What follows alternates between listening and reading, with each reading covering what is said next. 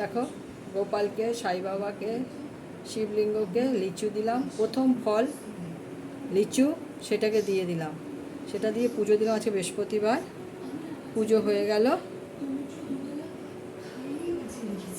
পুজো হয়ে গেল। এখানে রাধা কৃষ্ণকেও দিয়ে দিয়েছি, মা লক্ষ্মীকেও পুজো হয়ে গেল। দেখো প্রথম ফল লিচু, কালকে রাত্রে মিস্টার দত্ত নিয়ে এসছে।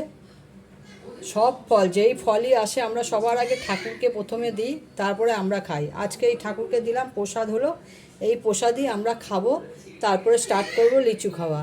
এইবার আমার বাড়ি উত্তরবঙ্গে, আলিপুরদুয়ার যাওয়া হলো না, গাছে প্রচুর লিচু হয়েছে, যেতে পারলাম না, একটা কারণের জন্য যাওয়া হলো না। পুজো হয়ে গেল, আজকে বৃহস্পতিবার। দেখো মা লক্ষ্মী ঘট পেতে পুজো হয়ে গেছে, রাধা কৃষ্ণ, এখানেও সবাইকে ফুল দিয়ে দিয়েছি। জানলাটা বন্ধ ছিল, মেঘলা মেঘলা আজকে আছে, জানলাটা বন্ধ করে রাখলে কী হয়, বেশ ঘরটা ঠান্ডা থাকে। পরে তাহলে কী হয়, এমনি ওই এসি না